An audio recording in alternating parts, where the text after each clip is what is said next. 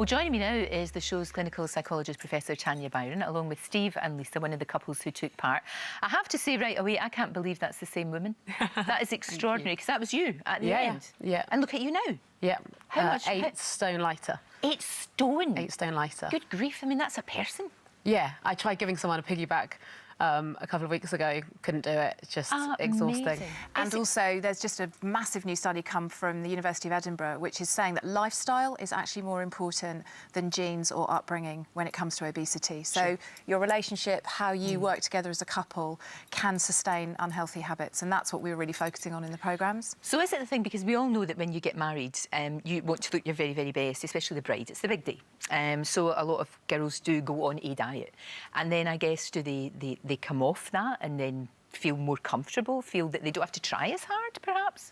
Well, I think everybody's got their own reasons. I mean, I've worked with 4 couples, myself and my colleagues, and, you know, Lisa and Steve, fantastic Lisa and Steve, you know, are our last programme. And, I mean, you had your own reasons. I think it's more than that. I think, you know, we do live time-starved lives. We're busy, we get home, we get takeaway, we watch a box set, you know, we become relatively inactive. But there are other issues, and I think for us, and I mean, Lisa and Steve can talk about it more, it was really trying to dig behind why does food have this role in your life? Because you've done loads of diets, haven't you?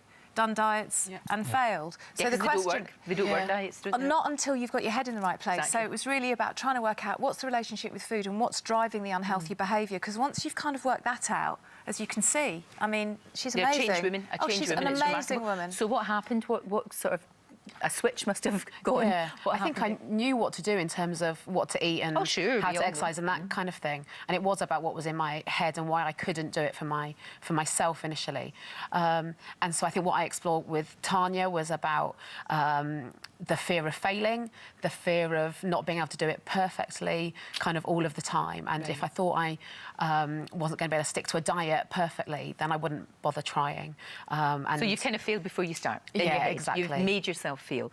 But the two of you were kind of like encouraging each other to eat, weren't you, Steve? I mean, you were doing that thing of just sitting, eating. Yes, it's easy to do. You cook and you sort of, it's just there. And so when one of you's eating, it's not a deliberate, you go on, have something to eat, but just in, I'm having something, would you like something? Yeah, because you'll make me feel better if you have the cake. And partly hospitality. I don't want to just be eating and not gives you something. Of course. So you automatically, sort of subtly encourage others without it being a And oftentimes we don't address it, do we? We just our lives and we're getting on with it. We don't actually sit and think about, well, the reason why I'm doing this is. Nobody really does.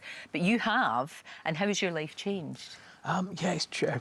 I think everything is now far more cognitive. So actually, when you look at food, when you look at life, you think, actually, we'll plan out food rather than just, we'll get to wherever we're going and won't worry about food when we get there. Right. Just because we know that in the past, that's always meant we've just gone for the easiest option or something that's unhealthy. So actually now we'll think about, well, what we're going to do for food if we're going out for the day, what are we doing for food? So we kind of plan. So just be a bit more organised, I guess. And it's that thing of, because I don't think diets work very well. I think healthy eating plans do, and a bit of exercise. And you're exercising as well. Are you doing runs? Yeah, so I do park run on a Saturday morning. I have a very good friend that encouraged me out for the first time. That's great. I'm in the gym during the week, and I can't quite say that I enjoy it, but but you feel better afterwards. I love it. I love the feeling afterwards. I love how strong kind of my body feels. Steve and I compare guns to kind of, show our kind of muscles off.